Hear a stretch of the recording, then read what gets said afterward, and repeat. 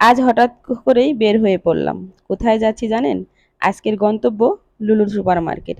বাড়ির জন্য কিছু দরকারি বাজার করতে। কিন্তু বাজার করতে গিয়ে কি কি করলাম আর কি কি দেখে ভালো লেগে গেল সেটা থাকছে আজকের ব্লগে। চলুন আপনাদের সাথে নিয়ে ঘুরে আসি লুলু মার্কেট থেকে এবং সবকিছু ধাপে ধাপে শেয়ার করি। তো সবার প্রথমে আমরা বের হয়ে গেছি। দেখুন এটা হলো আমাদের বাসার সামনে। এখান থেকে আমরা ট্যাক্সি নিতে হবে। ট্যাক্সির জন্য অপেক্ষা করতেছি।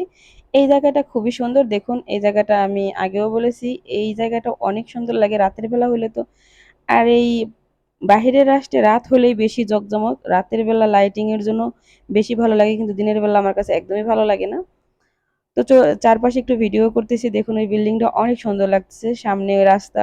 আর এখানকার রাস্তাঘাটে অতটা যানজট নাই, মানুষেরও তেমন একটা নাই, খুবই পরিষ্কার পরিচ্ছন্ন।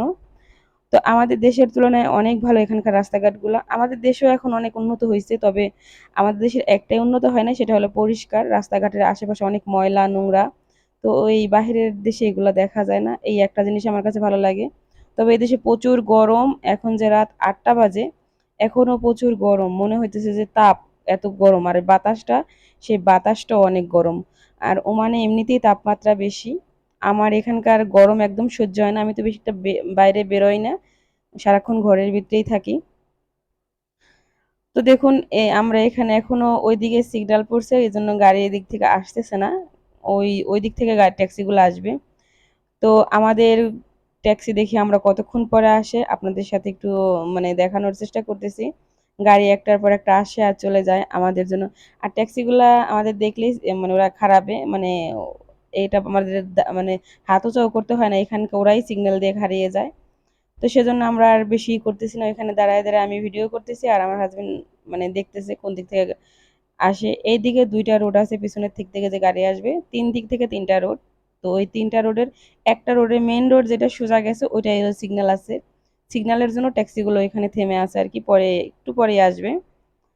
তো আপনাদের কাছে আমার এই ব্লগগুলো কেমন লাগে একটু জানাবেন, আর ভালো লাগলে কিন্তু একটু লাইক দিবেন। আপনাদের একটা লাইকে কিন্তু আমাদের পরবর্তী বারের বিষয় উৎসাহ জাগায়। আর ভিডিওটা বেশি ভালো লাগলে চ্যানেলটিকে সাবস্ক্রাইব করে চ্যানেলের সাথেই থাকবেন। তো কথা বলতে বলতে দেখুন আমাদের গাড়ি, সে একাই এখানে দাঁড়াই গেছে আমাদের দেখে। তারপরে বললো ওঠার জন্য, উঠে পড়লাম গাড়িতে। এবার দেখুন গাড়ির ভিতর থেকে একটু মানে ভিডিও করলাম। এই গাড়ির ভিতরে যে ড্রাইভার, তার একটা বাচ্চা আছে সামনের সিটে বসা। সে খুব মজা করছে বাচ্চার সাথে আর কথা বলতেছিল। তো যদিও অনেক শব্দ আর সাথে মিউজিক ছিল, সেজন্য আমি মানে মেন সাউন্ডটা দিতে পারি নাই, নাহলে শোনাইতাম ওরা কি কি বলে। আমি তো শুধু হাসছিলাম। সামনের সিটে পিচ্চি একটা বাচ্চা তার সাথে মানে মজা করতেছিল। তো যাই হোক, কথা বলতে বলতে তো আমাদের গন্তব্যে প্রায় চলে আসছি। এটাই হলো লুলু মার্কেট। সামনে থেকে দেখুন আমি একটু ভিডিও করছি, কি সুন্দর তাই না? মনে হইতেছে যে এটা কোথায় যেন কোনো মানে জাদুঘর বা কোনো একটা পার্কের মতো মনে হচ্ছে। কিন্তু না, এটার ভিতরে হলো শপিং, মানে যাবতীয় সবকিছু পাওয়া যায় এই একটা শপের ভিতরেই। এটা যদি একটু দূরে হয়, দূরে হলেও এখানে বাংলাদেশের অনেক কিছু পাওয়া যায়। আর লুলু মার্কেট মানেই বাঙালি বাজার। তো এখানে অনেক ভিড় হয়। তো আজকে এখানে গিয়ে আমি বেশ কয়েকজন বাঙালিদের সাথে কথা বলছি, খুব ভালো লাগছে। আসলে আমাদের দেশের মানুষ, আমরা বাংলা কথা শুনলে একে অপরের সাথে মানে আমি তো আসছি মাত্র অল্প কয়েকদিন, কিন্তু যারা বেশ কিছুদিন আছে, দুই তিনজন আপা আমার সাথে মানে আমাকে দেখে বুঝতে পারছে হয়তো আমার স্বামীর সাথে কথা বলতেছিলাম। সেটা শুনে আমার বাংলা কথা বুঝতে পেরে বলতেছে, কোথায় আপনার বাড়ি? আমি তো খুশি যে কিরে, এ তো বাংলাদেশি। তো অনেকক্ষণ ওনার সাথে একটু কথা বললাম। একজন ছিল সবচেয়ে ভালো, ওনার বাড়ি কোথায় জানি, চট্টগ্রাম না বললো চিটাগাং বলছে, সরি চিটাগাং বলছে। তো উনি অনেক ভালো মনের মানুষ, আমার সাথে অনেকক্ষণ কথা বলছে, ওনার হাজবেন্ডের সাথে পরিচয় করে দিল। তো দেখুন কথা বলতে বলতে আমরা ভিতরে চলে আসছি। এখন আমরা একটা নিয়ে ট্রলি নিয়ে চলে যাচ্ছি ভিতরে। যেহেতু আমাদের অনেক বাজার, এখানে আসলে আমরা অনেক কিছু নেই, একটা লিস্ট অনেক বড় হয়ে যায়।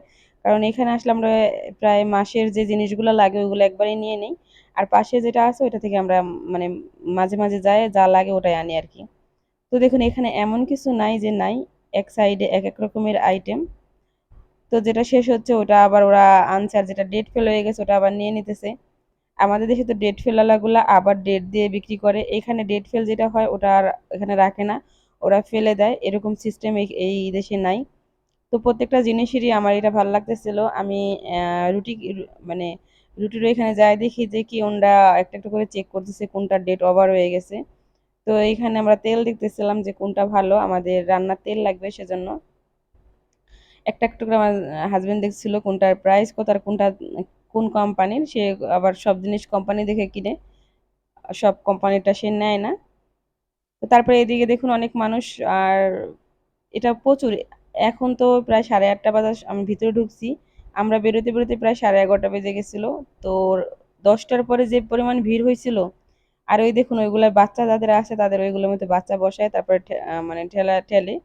এখানে বাচ্চাদের জন্য খুব ভালো একটা ব্যবস্থা আছে। তো এক এক করে দেখুন আমরা কেনাকাটার জন্য বের হয়ে গেছি। এখানে জুস নানা রকমের আইটেম। তো আমাকে বলছে মরিচ নিতে, 1 মুঠ মরিচ নিতে এখান থেকে। তো আমি বলতেছি কোনটা নিব, চিন্তা করতেছি কয়েক রকমের মরিচ, এগুলো মোটা মোটা মরিচ, এগুলো ঝাল না। এরপর আমি সব জায়গা থেকে কটা মানে অল্প অল্প করে নিয়ে তারপরে করছি, কোনোটাই বাদ দেয়নি, সব থেকেই কটা কটা করে নিয়ে রাখছি, কারণ একবারে অনেক নেই না। মরিচ কাঁচা বাজার এগুলো একবারে অনেক নেই না। এটা বাসায়ও পাওয়া যায়। দেখুন আমার ক্যামেরা হাত থেকে পড়ে যাওয়ার হয়েছিল মোবাইলটা।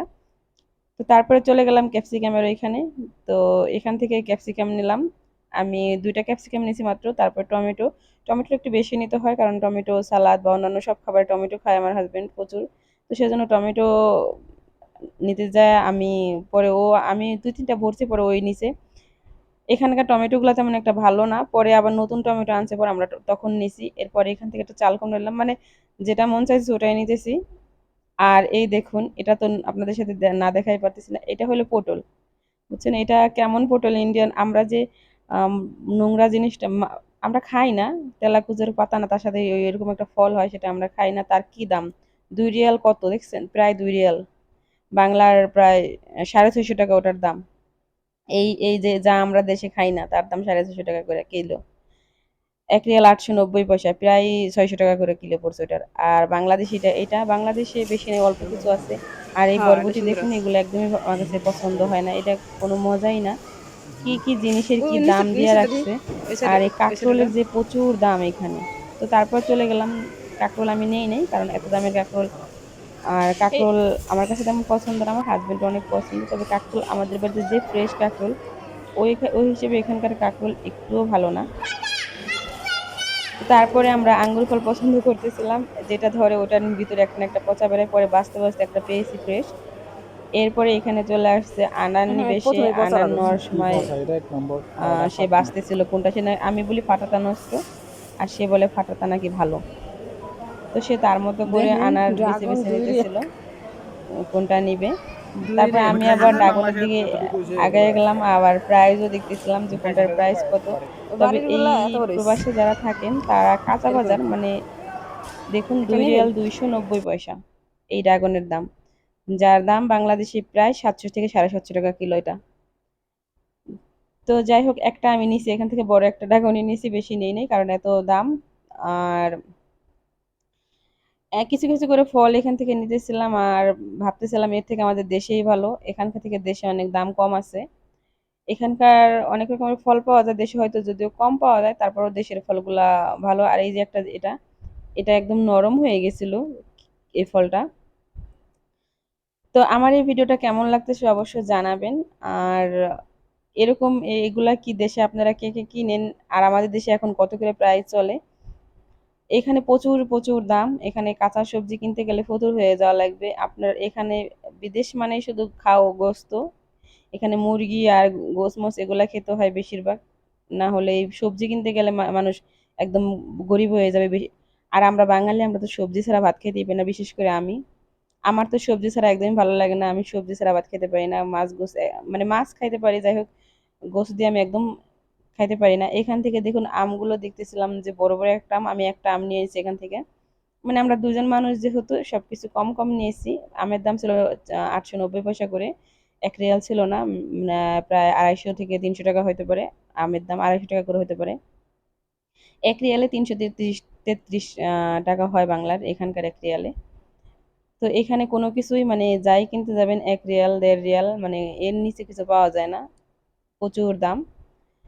তো আমি আজকে অনেক শাক পাতা অনেক কিছু নিছি, কারণ শাক আমার অনেক পছন্দের, যেটা মন চাইতেছে ওটাই নিছি। তো বেশি কিছু বলে না, কারণ ও জানে যে আমি মাছ টাছ দিয়ে গোস্ত টোস্ট দিয়ে আমি ভাত খেতে পারি না। তো তারপরে চলে যাব আমরা মাছের বাজারে মাছ কেনার জন্য। সেখানে গিয়ে বিভিন্ন ধরনের মাছ আপনাদের সাথে শেয়ার করবো। দেখুন, চলে আসছে মাছের এইদিকে। দেখুন এখানে কত বড় বড় কত রকমের মাছ, তবে এই মাছ বেশিরভাগই আমার আমার হাজবেন্ড এগুলো পছন্দ করে না। সে শুধু বাঙালি মাছ পছন্দ করে। এই বড় বড় সে নাকি এগুলা কিনা নিয়ে একবার নিছিল, নেওয়ার পরে খাইতে পারে না, সেখান থেকে এই মাছগুলো সে পছন্দ করে না। এগুলা দাম রেট হইলো, কিন্তু মাছগুলো বলে গন্ধ পায় ওর কাছে। তো সে চিংড়ি মাছ নিছে, আর এই মাছটা সে এখানে পছন্দ করে। আর একটা মাছ আছে, সেটা মাছটা খুঁজছিল, সেটা জানি কি একটা মাছ, কিংফিশ, কিংফিশ বলে। সেই কিংফিশের দাম বেশি হলো অনেক নাকি মজা। আর এই ছোট মাছের গুলো কথা বলতেছিল যে এই মাছগুলো অনেক মজা, তবে এখানকার এই মাছগুলো বেশি একটা ভালো না দেখে আমরা আনি নাই। শুধু চিংড়ি মাছ আনছি আর কিংফিশ পাই নাই, সে কিংফিশ খায় এখানে শুধু। তো সেটাই খুঁজতেছিল, আর আপনাদের মাঝে একটু শেয়ার করলাম। দেখুন এটারে কি বলে জানি না, পুটকার ও বলে পুটকা। চোখ মাছের পিঠের ভিতরে কেমন জানি পাতলা পাতলা, দেখতেই কেমন জানি জোকের মতো মনে হয়, যে বড় বড় জোকগুলা মনে হয় যে ইসে থাকে। আমার কাছে তো এগুলো ওরা কি খায় না খায় জানি না, এগুলো দেশে কি নামে চিনেন আপনারা একটু বলবেন, আমি তো এটা চিনি না। আর আমি না মাছের নাম জিজ্ঞেস করছিলাম একটা কাকু, এটা কি মাছ, কারণ আমি এখনো ভালো করে মাছ চিনি না। আর এইদিকে কি এগুলা শামুকের মতো, শামুকের ভিতর থেকে বের করছে। তো আমি চিংড়ি মাছ নিছি, কারণ চিংড়ি মাছটাই আমি মনে হইতেছে ভালো, আর কোনো মাছটাই আমার পছন্দ হচ্ছে না। মাছ বড় কিন্তু কেমন জানি ভয়ানক দেখা যায়, ভূতের মতো। তো এই লাল পোয়া মাছটা তো দেশেও খাই, তবে এই পোয়া মাছ আমার, পোয়া মাছের মাথা আমি পছন্দ করি না, আমার কাছে কেমন জানি লাগে। তো বাকি যে মাছগুলো, এইটা আমার পছন্দ হয়েছিল, কিন্তু এটা নরম দেখে আর নেই নেই মাছ। আমরা কিনতে অন্য একটা মার্কেটে যাবো, এখানে ফ্রেশ মাছ পাওয়া যায়। আর এখানে শুধু মাছই, সেজন্য এখান থেকে মাছ নেই, কারণ এখানে সব মাছ বরফের কবের মাছ রাখছে, তার কোনো ঠিক নাই। আর ওইখানকার মাছগুলো বরফ না, সেজন্য আমরা ওইখানে যাবো মাছ আনার জন্য। মানে ওটা মাছেরই শুধু আড়ত বলে না বাজার বলে জানি না, ওটা পরে অন্য সময় আপনাদের সাথে ওই ভিডিওটা শেয়ার করবো, যে যখন আমরা মাছের ওইখানে যাই। তো অনেক পছন্দের পর শুধু চিংড়ি মাছ নিচ্ছি, আর কোনো মাছই পছন্দ হয় নাই। তারপর আমরা চলে গেছিলাম অন্য সাইডে। তো রাত 11টা বেজে গেছে, দিকে এদিক বন্ধ হয়ে গেছে। এদিকে চাইছিলাম যে কিছু মার্কেটে কাপড় চোপড়ের জন্য কিছু চাইছিলাম, তো ওইদিকে আর যাওয়া হলো না বন্ধর জন্য। তো তারপর আমরা বাসায় চলে আসছি। এটা হলো বাজারের লিস্ট ছিল, বোঝা যাচ্ছে না, সাদা ফ্লোর এবং পেপারটাও সাদা, অনেক বড় একটা লিস্ট হয়ে গেছে। সেটা আমার হাজবেন্ড বলছে, এত কিছু ভিডিও করছো তো এটা ভিডিও করো, কত বড় একটা লিস্ট বানাইছো। তো সে আবার ভিডিওতে বোঝা যায় না দেখে সে আবার হাত দিয়ে দেখাইতেছিল যে কত বড় হয়েছে। আর বাজারের বিলটা তো আমাদের মোট 25 রিয়ালের বাজার আনছি। 25 রিয়ালে বাংলার জানি না কত হয়েছে, 333 টাকা করে হইলে বাংলার অনেকই আসছে। তো বাজার দেখায় আপনাদের সব একখানে করে, দেখুন এই হইলো বাজার হইছে। এই বাজার দামই 25 রিয়াল। তো কাঁচা বাজার কিভাবে খাবো, কাঁচা সবজির। আর 25 রিয়ালে যদি মাছ মাংস আনতাম তাহলে এটা ভরে যেত। আর সবজির কি পরিমাণ দাম, সবজির ভিতরে আনছি পেঁপে, লাউ, তারপর বাংলাদেশি লাউ আনছি।